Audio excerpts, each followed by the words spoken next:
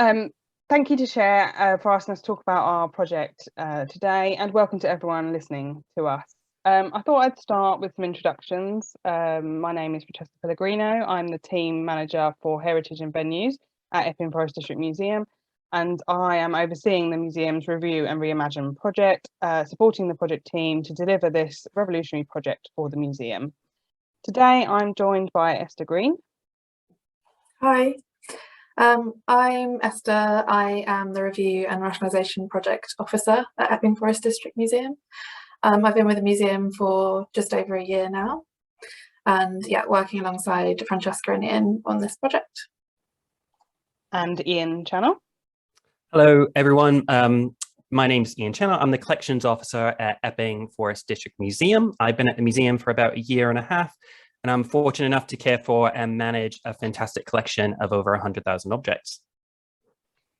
Great, thank you. So before we get going with the main part of this talk, I just wanted to share a bit of background with you all on Epping Forest District Museum's collection. So we cover the breadth of local community history with the collection, and continuing to protect, collect and provide access to the district's local heritage is a fundamental part of the museum's mission.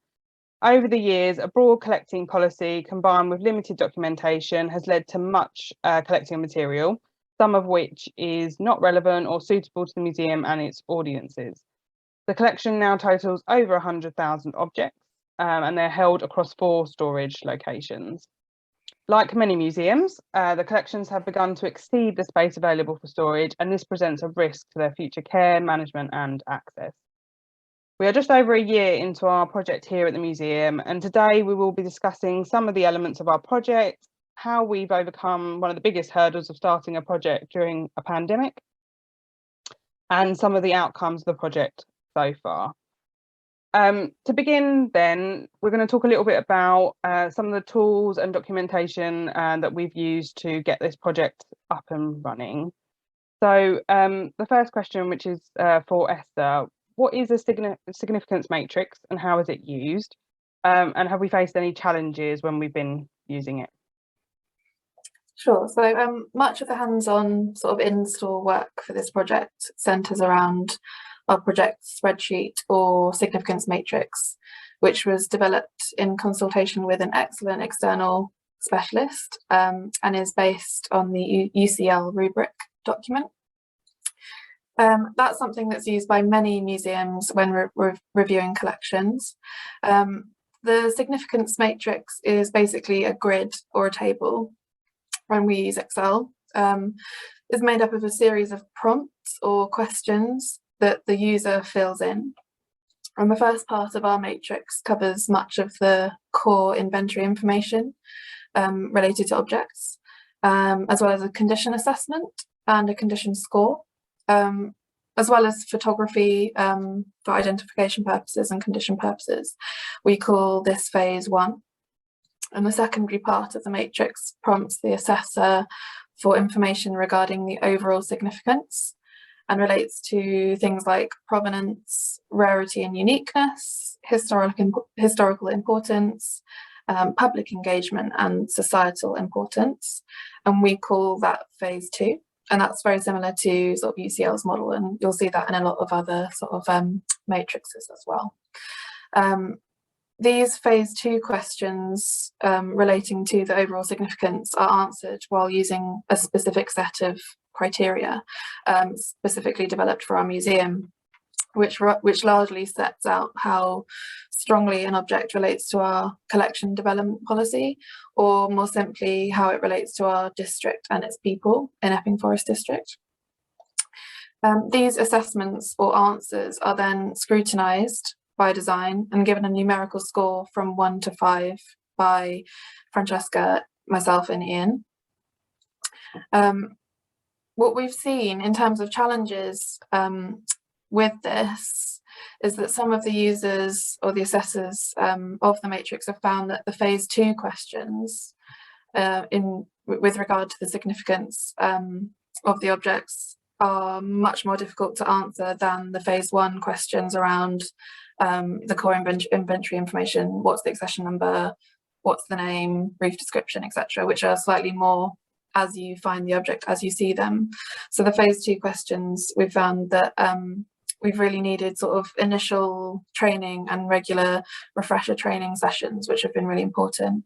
But what's been really useful is when even after that stage, if the answer is really unclear for provenance or relevance or societal importance, we have a group discussion amongst the sort of senior members of the team, working with that individual who is perhaps unsure, and then we can come to an answer as a group, which also sort of keeps biases or errors in check. The great thing about the matrix as well is that it acts as a central document which gathers disparate information from around the museum, which includes sort of paper documentation, which, like any museum, is kind of dotted around or perhaps missing in some cases due to sort of, you know, the way that things happened in the 1980s or whatever. And this also includes digital records, but really importantly as well, staff and volunteer knowledge. So some members of the team have worked at Epping Forest District Museum for many years, and their expertise has proved to be really, really useful. And we've sort of seen that as a form of documentation in its own right. So yeah, all of that information just goes to the central matrix and is recorded there. And of course, one great benefit of doing this work is that that sort of expertise and knowledge from all of the team is recorded in one place, where perhaps those sort of nuggets of information and like gems have not been recorded in the past because there hasn't been cause to. So yeah, all of that can be used for future interpretation. And one additional slight challenge that we faced was due to COVID. We planned to carry out a pilot review, which was supposed to be sort of a small review and rationalisation project initially in our smallest store. And the idea was that we would have this sort of shiny new matrix that had been developed, and the idea was that we would use it. And I think we were really aware that the use of it would allow us to make any sort of necessary changes. So work began early November 2020, and then lockdown was announced 5th of November 2020. So yeah, we had to adapt to that. And I think it worked out really well in the end, actually, because we had some colleagues from the wider Epping Forest District Council who had never worked in a museum before, and we were really lucky to have them working with us for that sort of initial month through that lockdown, spaced apart and safe, of course, but I think that really put the matrix to the test, because we were able to get their feedback, which was really useful. So we did kind of get the pilot in the end, just not really as planned. Yeah, so that's the matrix. Great, thank you. And I know that later on we're going to talk a little bit more about things like bias and maybe why we've said that senior staff are helping with the scoring process, etc. So we've already brought the COVID word up in that first question. So let's move on to Ian and what challenges we faced managing a project during a pandemic, which I don't think any of us thought the situation was going to be like that, and how we've overcome and adapted to those. Yeah, of course. So we've definitely had slight blips along the way, and unsurprisingly, the project has really had to adapt to changing lockdowns and restrictions really perpetually. So as Esther already discussed, the project itself started in November 2020. So from November to December 2020, council staff who were unable to continue with their day-to-day job were provided training by Esther and myself, and assisted with starting with the project. So it was a great way for people to get to know the museum, individuals that maybe don't even work at the museum, know nothing about what we are about. And it really stressed to them the importance of this project. But that did mean we needed to provide sort of extra training and support for individuals with minimal collections experience. So following the 2021 lockdown, the volunteer program was suspended, with the team only composed of 4 permanent museum staff. So that was 2 teams of 2, or kind of these COVID bubbles. And they were assigned to workstations in different areas of the museum, and they were seated a safe distance apart. And we retained communication through walkie-talkies. So that allowed each team to be able to proceed with kind of a COVID secure auditing of the collections. And as senior members, we communicated regularly with the staff members and encouraged them to inform us if they had any comments or concerns about the project. So following the easing of restrictions on May 17, 2021, we have been adding gradually more and more staff and volunteers into the project, but obviously with the recent Omicron variant, that has led to a slight decrease in the amount of volunteers assisting. So over the past 2 years, we've had to continuously work with a changing and transitory staff and volunteer pool, and we've really had to adapt our induction training, but also the continual support that we had. And we need to be, we need to encourage them, we need to support them, because we were really working with a lot of individuals who didn't have that sort of professional museum background. Yeah, it's definitely been ever changing, hasn't it, throughout? Absolutely. But I think probably the other thing we'd all agree on is that actually in some ways, the pandemic accelerated the project and enabled us to complete a lot more ahead of schedule than we actually thought we would, by using additional resources, such as you mentioned, staff that weren't able to continue with their day-to-day jobs. So although it's had many hardships throughout, it's also provided us with some great opportunities. So I think probably the next thing to discuss is probably the number of items that we have in the collection and how we progress something with that many items to cover. So Esther, if you want to talk to us a little bit about, with over 100,000 items in the collection, how do we keep track of what we're doing with each object as part of the process, and how do we record that?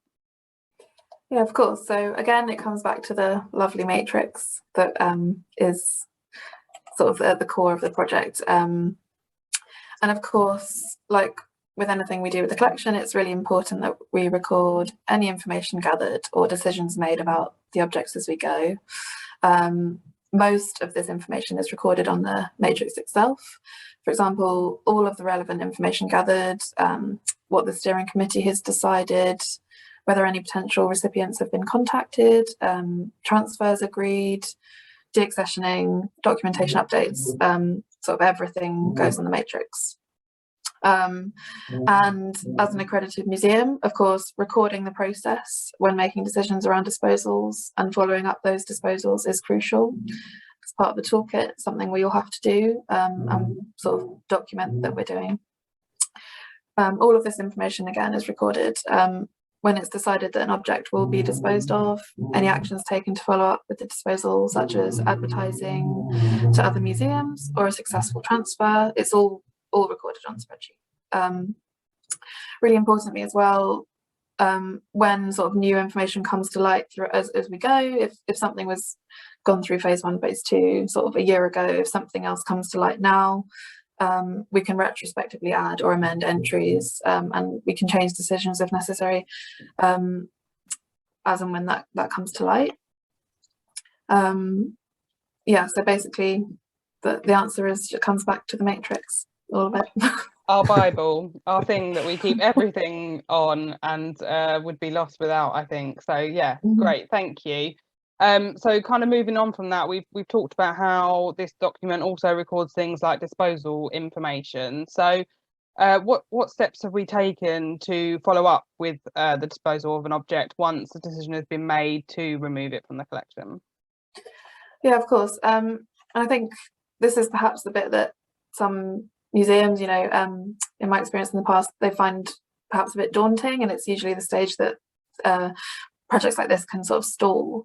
But with this project, when a group of items has made it through the steering committee stage, and because obviously we're a local authority museum, the portfolio holder stage, and that final decision has been made and signed off for the items to be removed from our permanent collection, the first step, and sort of as the toolkit states, is that we contact any potential museums directly. Throughout phase 1 and 2, museum staff and volunteers very helpfully may have already been making notes on potential recipients. For example, if there's a sort of sewing machine and we don't know anything about it at all, and it doesn't appear to be relevant to us in any way, but it does have the word Birmingham printed on it, that we might have, as a team, already been making a list of all of the accredited museums in that region to contact at a later date. And that's really useful because this sort of finding and contacting potential recipients, accredited museum recipients, I should say, has been sort of the most time-consuming part of the whole project. And I think a lot of people embarking on a project like this will find that as well. So when we've contacted any potential recipients directly, we advertise the objects on the Museum Association's Find an Object page as well, which I think is quite usual, and that's what a lot of museums use.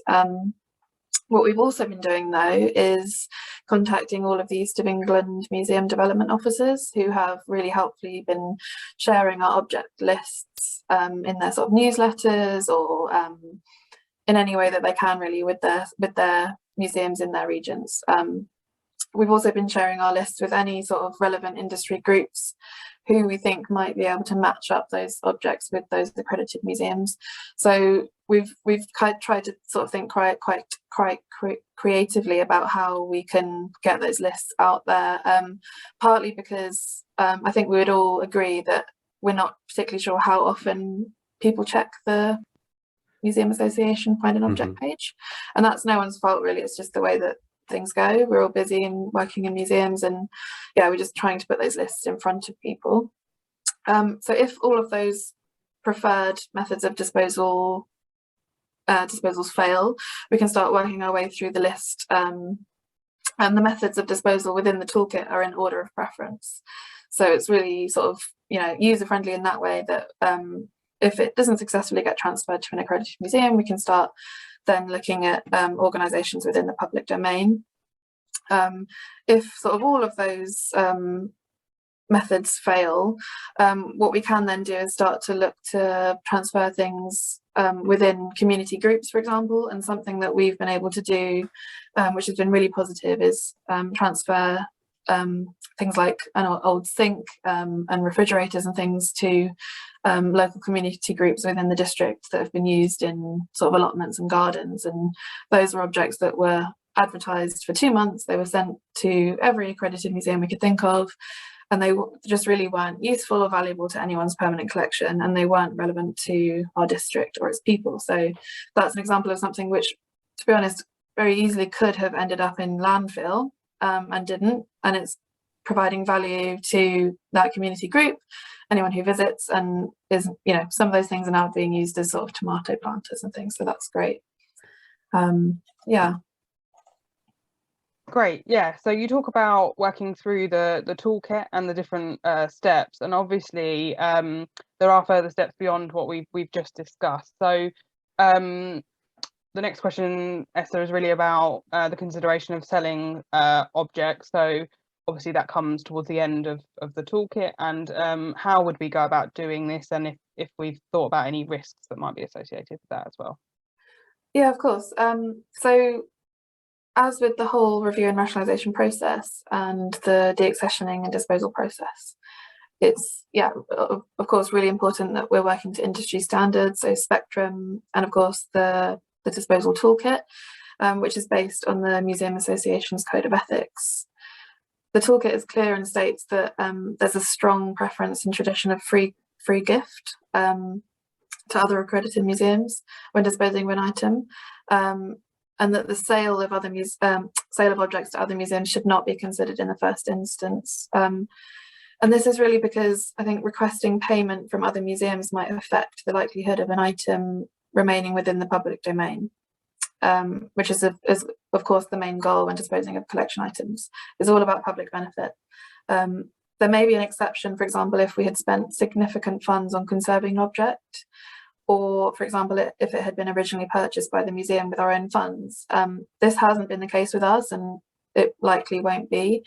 But if anything like that did arise, where we were unsure whether a sale was appropriate, I think the safest thing to do is always to speak to the Museum Association or your MDO, just to check that everything's all above board, and that way you're having an open discussion and everything's transparent and there's no risk of sort of taking a wrong step along the way. What we will do though is to consider the sale of objects outside the public domain, but once all other appropriate methods of disposal according to the toolkit have been attempted and documented, and it's clear that no other accredited museum or appropriate organisation within the public domain can make use of it. We haven't quite reached this stage yet, but we have been doing quite a bit of research and speaking to other sort of fantastic museums like Norfolk Museums. And what we probably will do is use local auction houses, for example. And this is really because it will allow us to do it in an open public way, and again, allow for transparency. What's really important, which I'm sure we all understand, is that any funds raised from the disposal through of objects through sale must be applied solely and directly for the benefit of the museum's collection. And also that the use of any proceeds from disposal by sale will be monitored throughout everyone's sort of accreditation process. So it's important to remember that. And I think for that reason that quite a lot of people, museum professionals, can be quite scared of sale, and it's, you know, something that people would rather just avoid, you know, through perhaps not wanting to do the wrong thing. And I can, you know, completely understand that, but there is a way to do it safely and in a transparent way, and sort of speaking to the Museum Association as well if you're not sure. Financially motivated disposals is a slightly separate thing, and which is covered in the toolkit as well, and it states that in all but the most exceptional circumstances it's completely unacceptable for a museum to select items for disposal with the principal aim of generating income. There's obviously significant risk associated with this, in particular to the reputation of the museum, and as well, importantly, the public trust invested in the sector as a whole. So I think that's another reason why a lot of museums are, you know, would just rather not even go anywhere near the sale of objects. But that's something that we're researching and speaking to sort of colleagues in the wider museum industry about.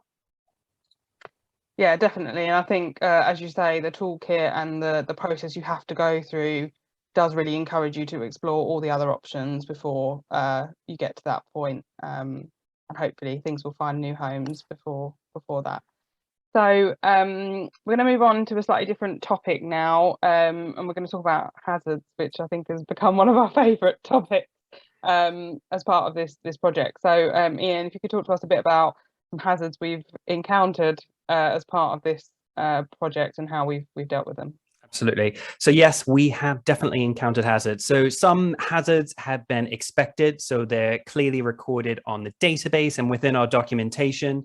And in other circumstances, they're rather more unexpected. So the main hazards we've encountered, and I think this is fairly comparable to other local museums, are asbestos-containing objects. So World War II gas masks, ironing boards, lead objects, including lead piping, window cames, mercury objects, including thermometers, barometers, hygrometers, actively moldy objects, sharp objects which can cut or puncture the skin, so maybe agricultural equipment, and firearms such as rifles and pistols. And the problem with hazardous objects is they themselves can compose a risk to other objects within the collection.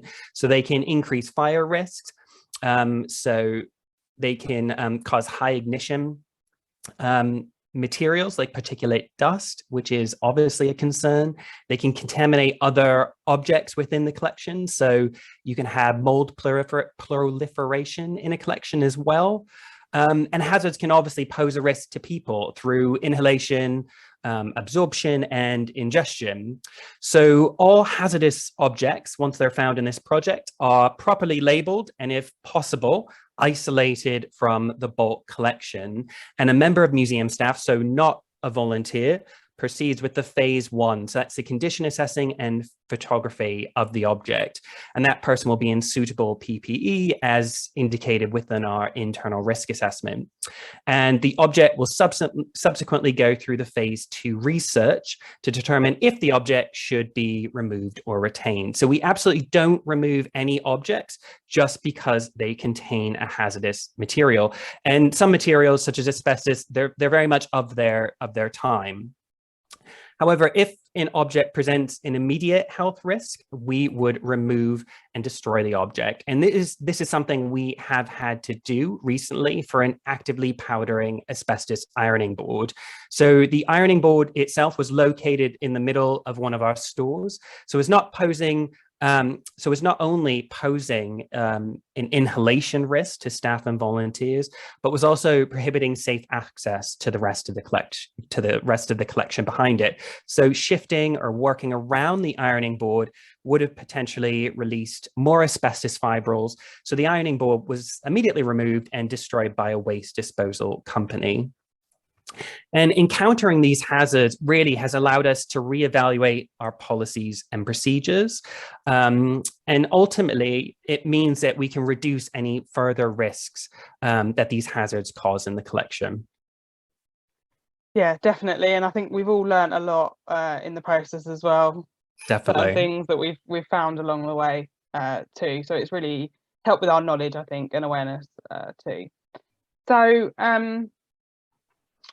one of the issues that Ian raised there is potentially lack of documentation or understanding about objects. So Esther, if we could talk a little bit about what happens when we need to assess an object that appears to have no documentation or very little documentation.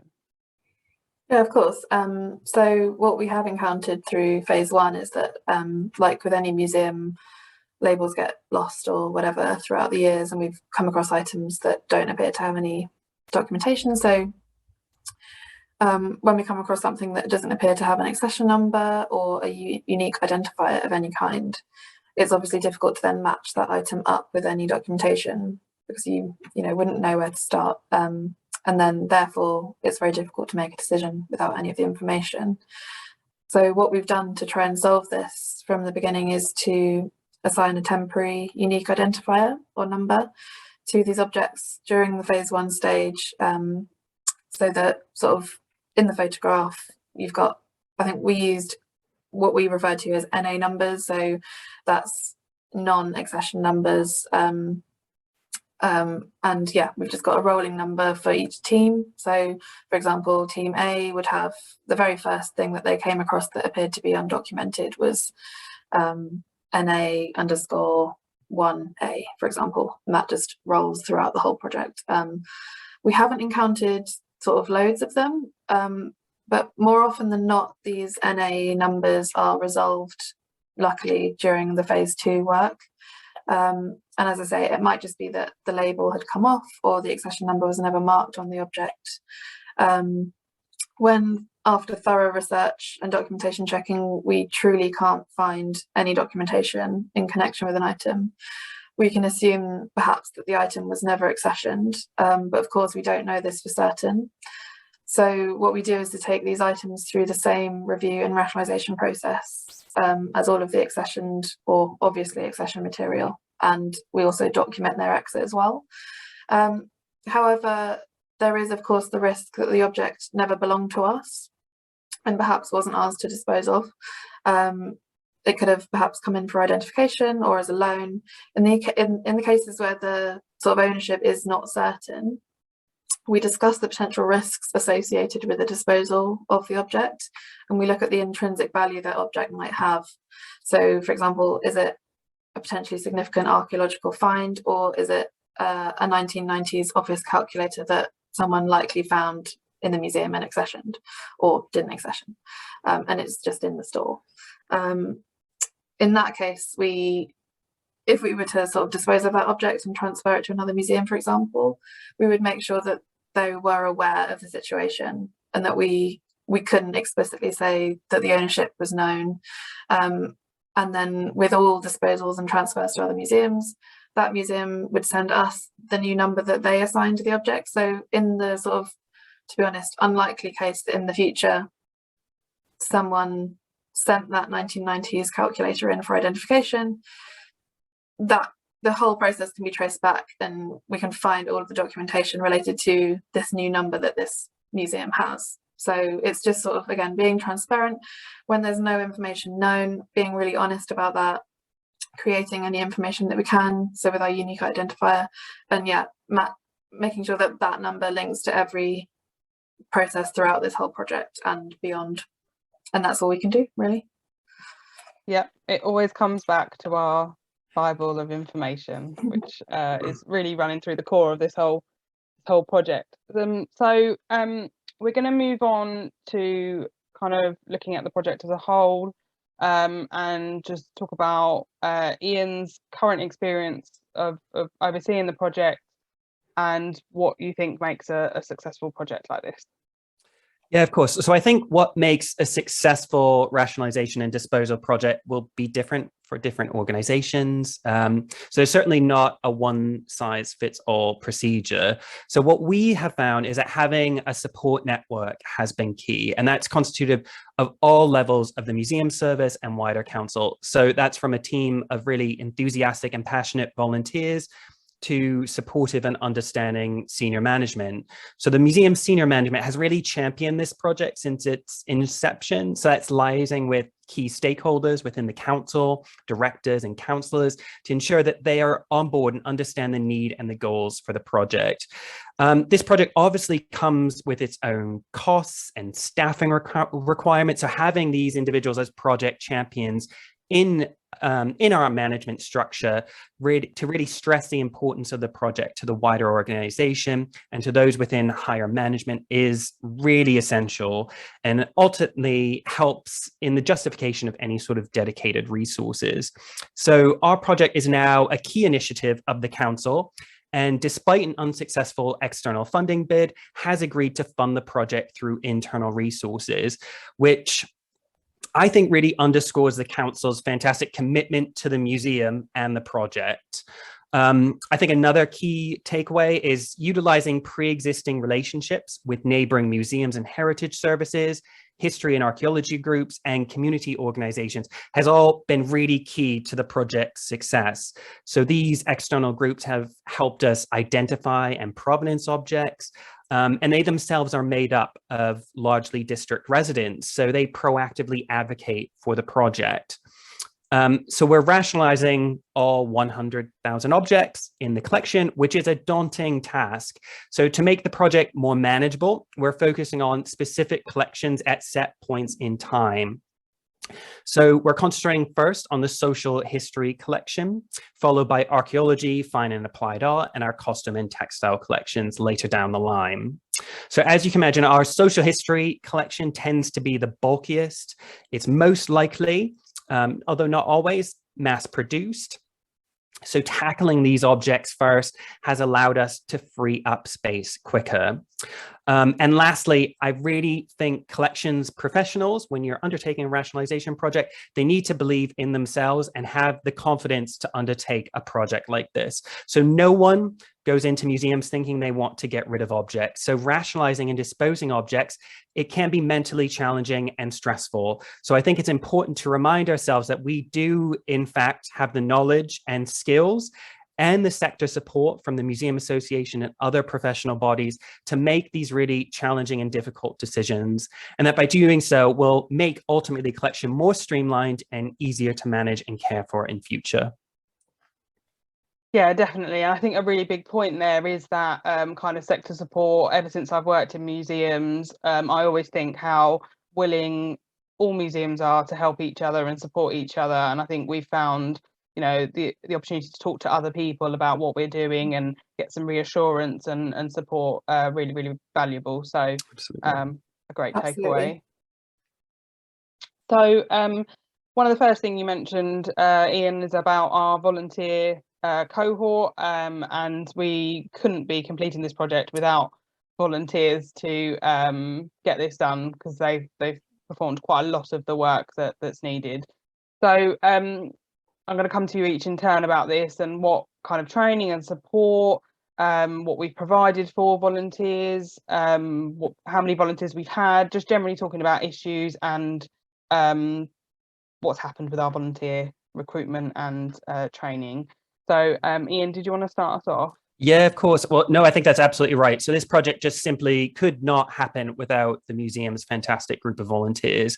So to assist the volunteers in filling out the significance matrix spreadsheet, which Esther has already discussed, it's a large document and it can be quite overwhelming, especially initially, to get your head around. So museum staff train all the volunteers as part of their project induction process. So as discussed, the phase 1 part involves recording basic object information, all that sort of inventory information, photographing the object, as well as condition checking the object. So we provide hands-on training for this section, and this involves condition assessment training, handling museum object training, hazard and collection training, and object photography training as well. And all that training helps the volunteers to fill out the phase 1 section of the significance matrix spreadsheet. And that ensures that objects and volunteers are not put at any undue risk, and that the answers that the volunteers are inputting have a degree of uniformity. So, for example, during the early phases of the project, a plastic object was described as being mushy. So that could obviously invite various different understandings and interpretations. So during the condition assessment training, volunteers are encouraged to use sort of standardized terms for describing damage. So we provide a glossary of frequently used terms. So it could be something like yellowing, embrittlement, cracking, etc. So this ensures that the terms are universally understood, regardless of an individual's knowledge of material decay. And Esther and I have also generated a crib sheet on each of these topics, which the volunteers can access if and as required if we're not immediately at hand. So some of the individuals in the project have struggled with the use of Excel. So we didn't really think about this at the start of the project, although in retrospect, this is something obviously we should have addressed initially. So now for those individuals with minimal Excel or IT experience, we partner them with experienced individuals. And during the induction process, we show them some of Excel's kind of key features and situate them in the program. We've also, Esther, Fran, and myself were always at hand at the museum or via Teams or email if the individuals experience any sort of IT problems. Great, thank you. And Esther, do you want to add to that? Yeah, I might just sort of talk a little bit about the sort of recruitment process that we've been through. But yeah, as with many of the projects that Epping Forest District Museum undertake, the volunteers have played an integral role throughout our review and rationalisation project. We have an excellent team of sort of 7 existing collections volunteers who have been fantastic and, you know, really willing, and despite all of the challenges that the pandemic has brought, they've been, you know, super adaptable and, you know, really willing to sort of get stuck in with this sort of revolutionary project, as we've discussed. We did recruit 11 further volunteers throughout the course of this project. And this was largely done through the good old Leicester University Jobs Desk and social media as well. Along with myself and other members of staff, as Ian has mentioned, the volunteers carry out much of the hands-on assessment, photography and research portions of the project.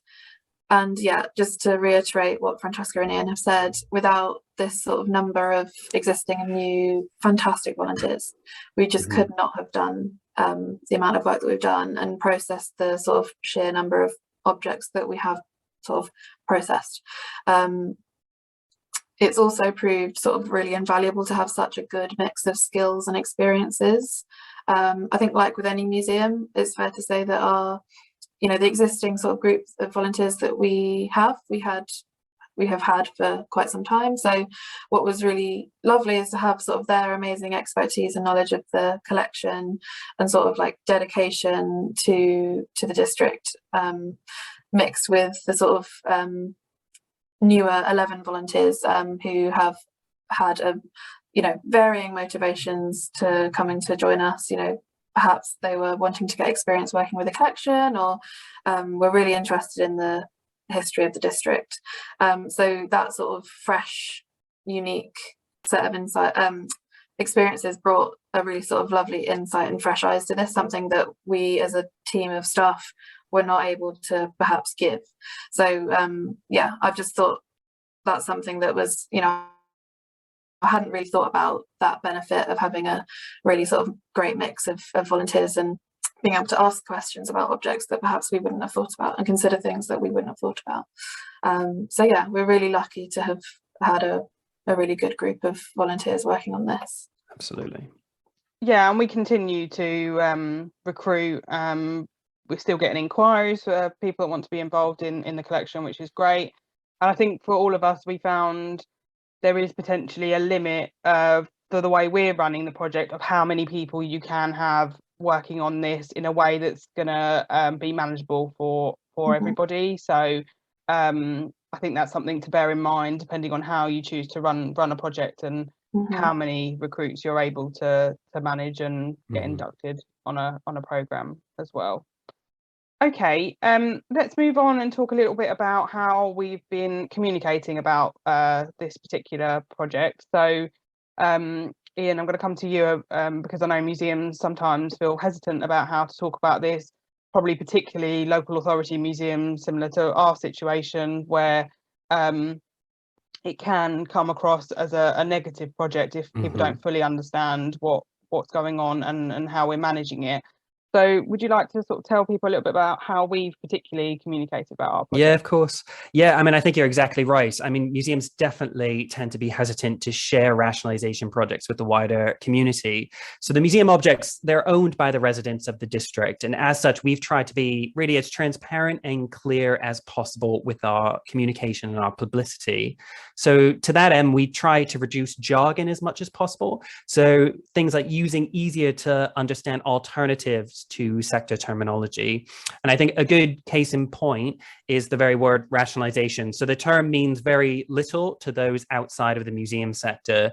So instead of using the official title of the project, which you will find in all our internal documentation, which is review, rationalise and recycle, we've used review and reimagine on all our public communication, because we feel that this stresses one of the key public outcomes for the project. So that's to make the objects more accessible, leading to a better online collections database, more frequent exhibitions, more behind the scene tours, but it's also easier to understand by members of the public. Our public communication on social media has really focused on the people behind the objects and the project. So with a focus on favorite objects found by members of the volunteer team, or interesting and engaging stories unearthed during the phase 2 research part of the project. And what we've tried to get across in our social media and press releases is that although we as a museum are there to preserve the physical objects, so the material part of the object, we're also there to preserve the non-physical, non-material aspects, which really give the objects life beyond the pure kind of elements and chemical bonds which these objects are composed of. So apart from public communication, we've also tried to share our project and the things we have learned through various academic and sector-wide resources. So we've shared the object through a presentation and article with Museum Essex. We published an article in the Society for Museum Archaeologists News. And we've also taken part in a podcast. And we feel that sharing the lessons learned with the wider museum community really is key and will hopefully give other museums, especially kind of smaller local museums, local government museums, really give them the confidence, knowledge, and the support base to undertake their own rationalisation projects in their own museums. Yeah, definitely. And I know that a lot of that sector support that we've given has been found really valuable by people. So earlier we talked a little bit about why we might have certain processes in place as part of this project to reduce bias. I'm sure we all agree a lot of people work or volunteer in museums because they love history and they love objects, and it's very easy to become attached to particular objects if you've got a personal interest. So Ian, could you talk a little bit about how we've tried to reduce the potential bias there might be in a project like this? Yeah, of course. So we're conscious of the project's team. So we're going to have our own internal biases, which may be present in our own decision making.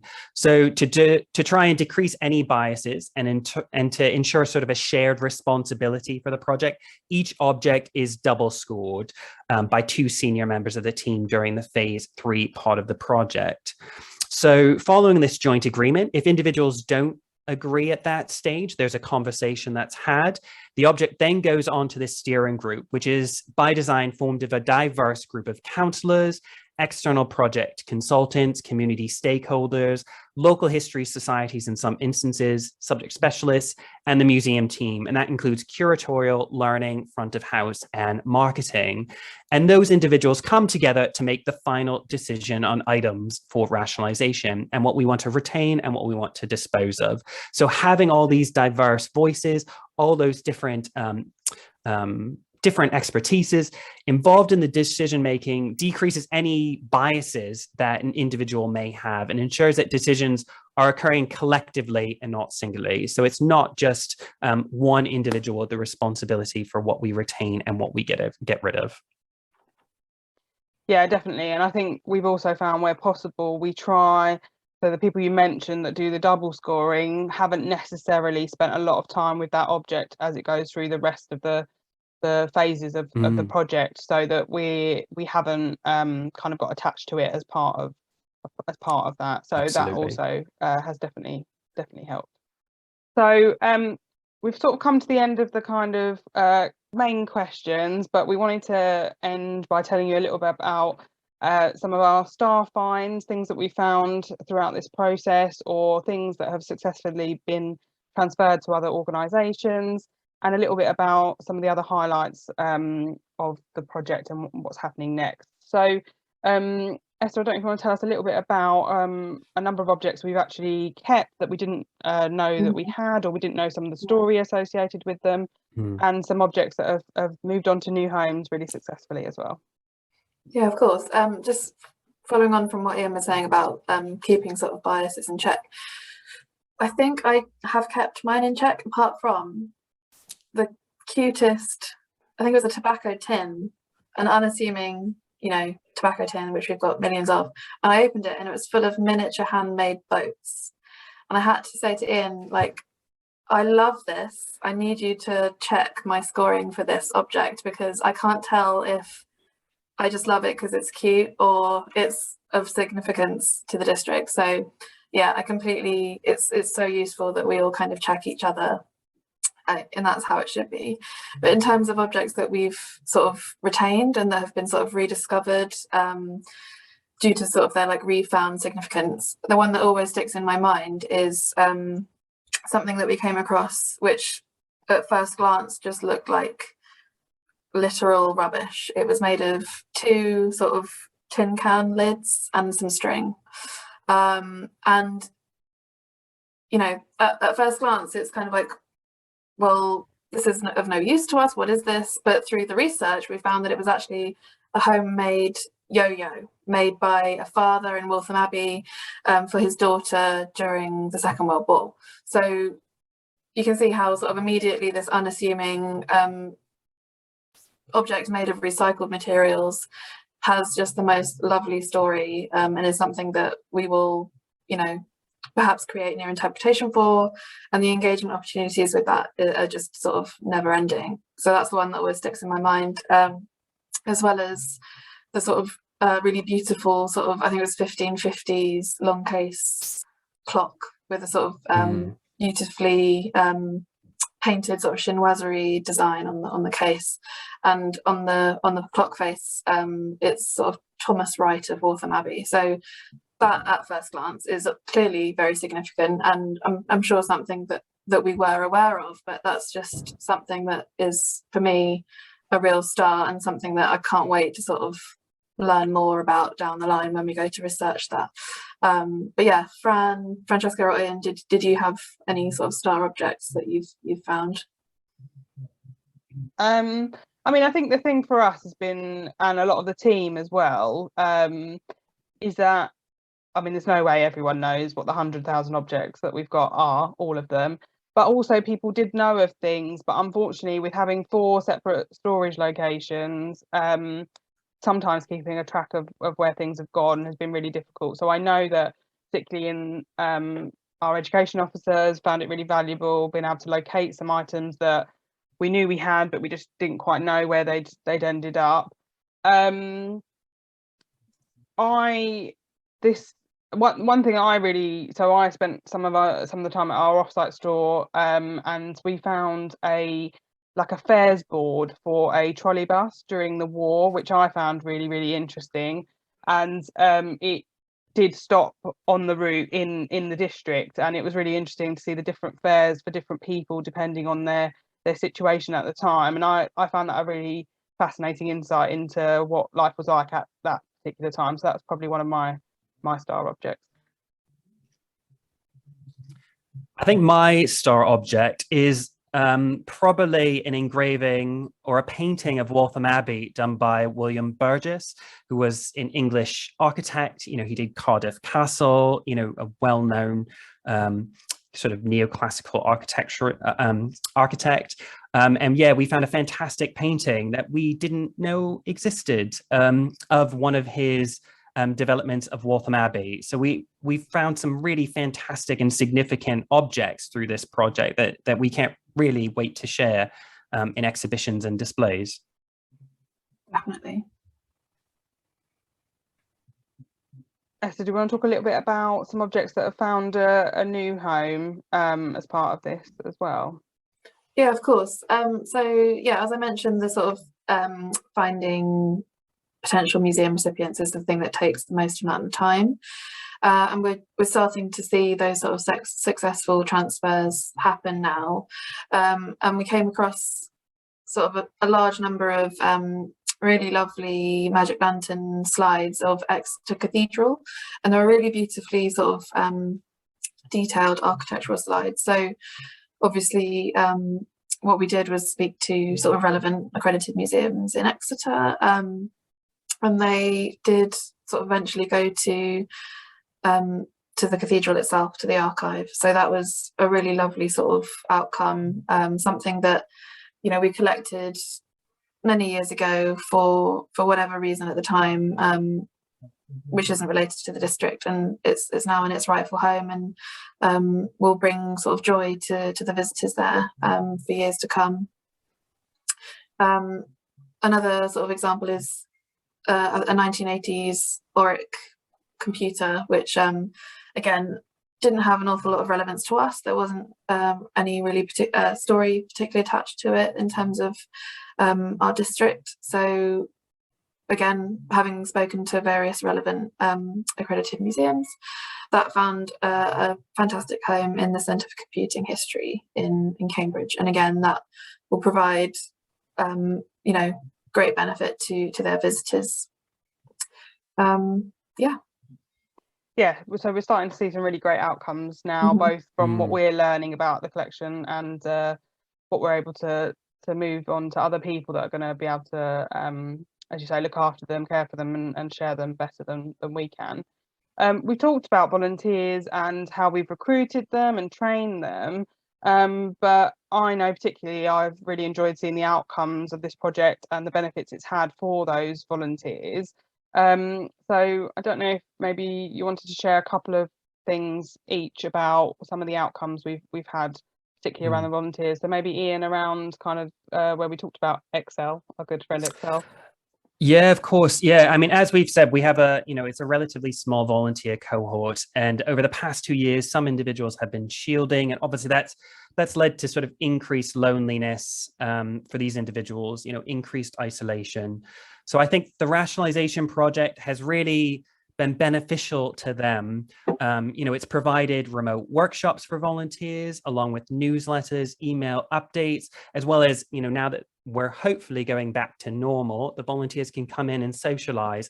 So, I mean, it's provided a fantastic facility for them to increase their own IT capabilities. So learning how Zoom works, for example, and then they can use that with other family members, you know, learning how Microsoft Word and Excel work. So they can use those kind of software programs in their own life. I think that's been really fantastic, and hopefully allow them to develop IT skills, which hopefully can reduce things like loneliness and isolation.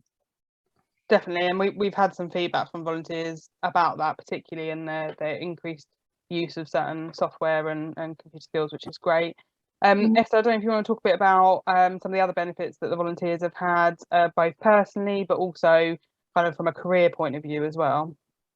Yeah, of course. So I think something that it was really lovely that's come out of this that, again, wasn't really expected. So we did sort of recruit a number of volunteers who happened to not speak English as their first language, and through sort of speaking to them and the feedback that they've given us is that particularly through condition assessing objects and through referring to that sort of condition assessment document and crib sheet that Ian mentioned, I think they found that they were coming across words that they hadn't encountered before when they've learned English. And, you know, they're very, very capable English speakers, but they were saying that, you know, particular words around, you know, crazing or what had happened to the objects and the specific sort of condition of objects that they hadn't come across. And these individuals who are particularly wanting to work in museums said that that was really, really valuable for them and something that they, you know, themselves hadn't expected. And yeah, so that was really lovely, and definitely something that we hadn't expected to find. What we've also found is that the volunteers who had sort of signed up for a short time, so 2 or 3 months, have been able to sort of go on and find paid work in museums in roles that are sort of related to working with collections. And I think it's really, you know, it's never a happy thing to lose a volunteer, and it's always sad to lose a volunteer, but it's been really lovely to see what they've gone on to do. And, you know, we've built that relationship with them, and seeing them sort of flourish in that way has been really lovely. And, you know, going on to do university degrees, and it's sort of given people an idea of what they might like to do in museums. So that's been really great. Yeah, there's been so many great outcomes for volunteers, I think, and hopefully that will continue as we recruit more volunteers throughout the project. So talking a little bit about what's going to happen next, obviously we're still continuing with the project as kind of outlined for everyone.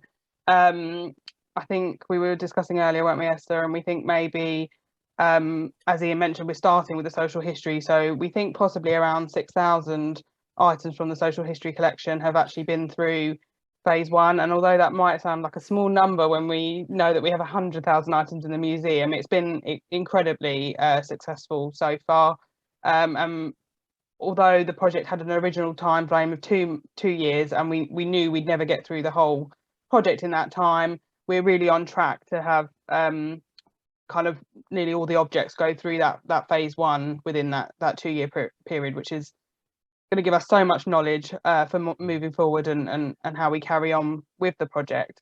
But a couple of things that we're going to explore going forward to help with kind of the communication and getting other people involved in the project include an exhibition and also some kind of in-person events that we're looking at, hopefully restrictions, bearing in mind the restrictions, and hopefully they ease. So Esther, I don't know if you want to talk a little bit about our thoughts around an exhibition to kind of share some information around this. Yeah, of course. So we're sort of in the early stages of planning our exhibition sort of as a result of the project. And I think there was an initial feeling that perhaps the exhibition might happen after the project, but I think what we all agreed might be the most valuable thing is that if it's a sort of living display, and it might sort of change as the project progresses, we might display our sort of star objects that we talked about, or we might perhaps ask our our visitors, what they might think about certain objects and how they relate to the district, or what they might like to see in our collection. And something else that we're sort of thinking about is, having identified objects that are in need of conservation, perhaps displaying those and explaining to our visitors why we're displaying those, and the fact that we would like to conserve them, and perhaps having sort of donation points near those, as well as working with the team that's been doing the project and volunteers, and sort of highlighting what they've been doing, as well as sort of photography, which is going to be a sort of another part of the project later down the line. So yeah, it's really going to be like a living project that changes as the project progresses, and also we'll be sort of working with young people, which Ian will explain a bit more about, I'm sure. Yeah, so definitely, you know, as part of that, we've talked about how we can actually show the public kind of how the project works through this kind of living exhibition. So one of the plans is to have things actually going on in person that the public will be able to come and see. So Ian, do you want to kind of expand on that a little bit? Yeah, of course. So part of the Kids in Museums Takeover Day, so last November, we held 3 digital workshops with university students from Cardiff and Essex universities. And that allowed them to learn a bit about our rationalisation project, as well as the different roles you can have in the museum sector. So what we're hoping to do is have in-person workshops with university students, so Essex University students based in Colchester, and hopefully they can come to the museum and actively go through the rationalisation of one of our permanent displays, and they can engage visitors with the process and then assist with an exhibition and the interpretation of sort of key objects. And I think this is a good way for us to support the next generation of curators and conservators. And I think it's been a fantastic way to give back, and hopefully we can build on that relationship and work further with these universities in future. Yeah, definitely, and we're already thinking of some exciting ways we can share that happening as well more widely with the public, and getting people involved in that process. Thank you both for answering those questions and sharing your thoughts and all the information about our project. It's been really great talking to you both. Oh, thanks very much. Thank you.